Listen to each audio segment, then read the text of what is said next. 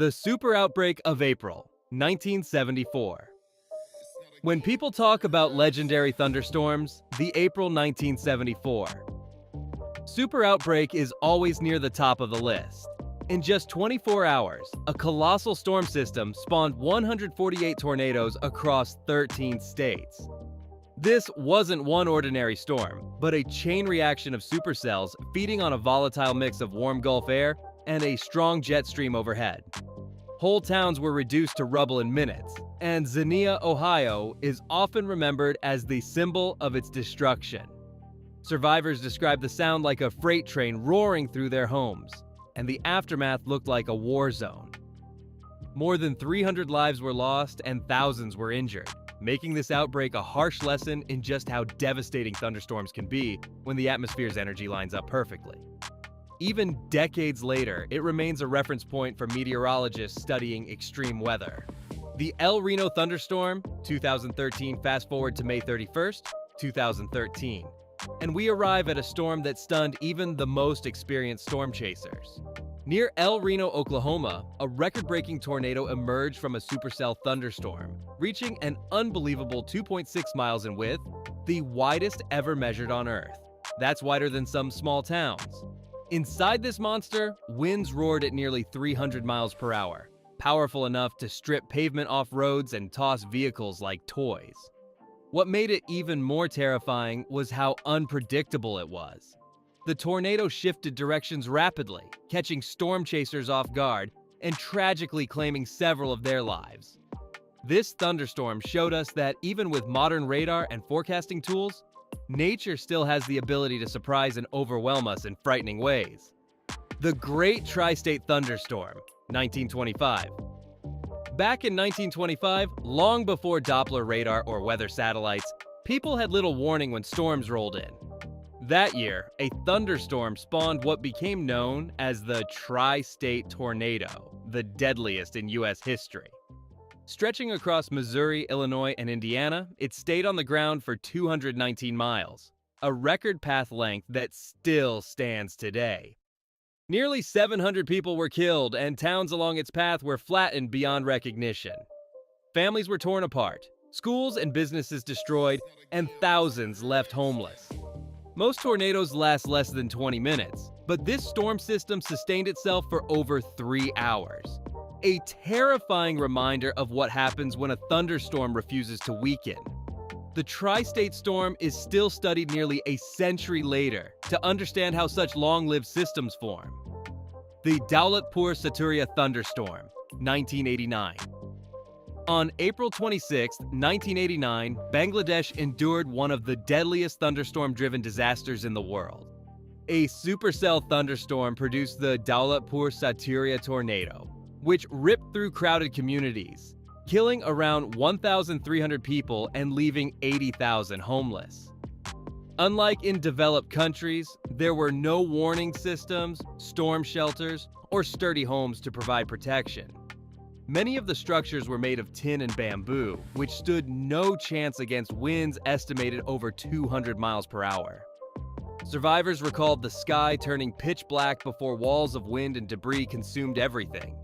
This disaster showed how geography, population density, and poverty can magnify the human toll of severe weather. In Bangladesh, thunderstorms are a part of life, but this one left scars that still haunt the region. The derecho of June 2012, U.S. East Coast derechos, aren't as widely known as tornadoes or hurricanes, but when they strike, the damage can be just as catastrophic. A derecho is basically a massive, fast-moving cluster of thunderstorms that unleashes destructive straight-line winds over an enormous area.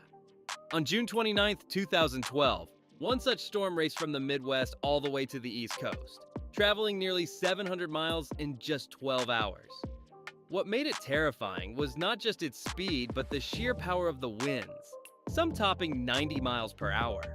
Entire forests were shredded, highways were littered with fallen trees, and more than 4 million homes and businesses lost power. Now imagine this happening during one of the hottest heat waves in recent history.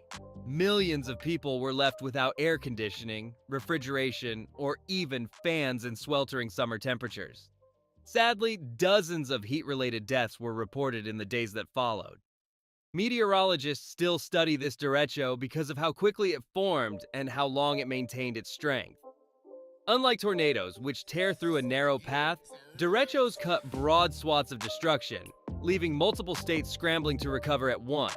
It was a chilling reminder that thunderstorms don't have to spin to be deadly. They can strike with sheer unrelenting force. The Phoenix Haboob Thunderstorm, 2011. When people in Phoenix say, "the desert swallowed the city," they're talking about the July 2011 Haboob, one of the most surreal thunderstorm-driven dust storms ever recorded in the US. A haboob forms when a thunderstorm's downdraft slams into the dry desert floor, lifting massive walls of dust into the air. This particular haboob was extraordinary. It stretched nearly 100 miles wide and towered over a mile high, moving like a slow-motion tsunami of sand and dust. Within minutes, the afternoon sky turned pitch black. Day became night, visibility dropped to zero, and drivers were forced to abandon highways because headlights couldn't pierce the wall of dust. Phoenix's busy airport had to halt flights, and power flickered across the city as electrical systems struggled. Afterward, everything, cars, homes, even office towers, was coated in a thick layer of fine desert dust. The Catatumbo lightning storms, Venezuela. If there's one thunderstorm phenomenon that feels straight out of mythology, it's the Catatumbo lightning storms over Lake Maracaibo in Venezuela. This is no ordinary weather system. It's a permanent thunderstorm that happens almost every single night, sometimes lasting up to 10 hours straight. Imagine sitting on your porch and seeing lightning flash not once or twice, but thousands of times in one evening. Scientists have measured up to 28 lightning strikes per minute, with as many as 250,000 strikes in a single night. The secret lies in geography. Warm, moist air rises from Lake Maracaibo, collides with cold air spilling down from the Andes Mountains, and creates the perfect storm recipe, night after night.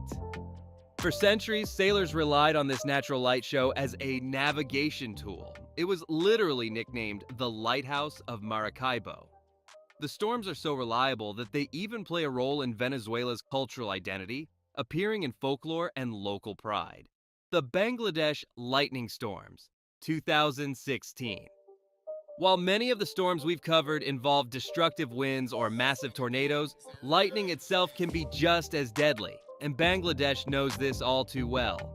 In May 2016, a series of violent thunderstorms unleashed an epidemic of lightning strikes across the country, killing 59 people in just a few days.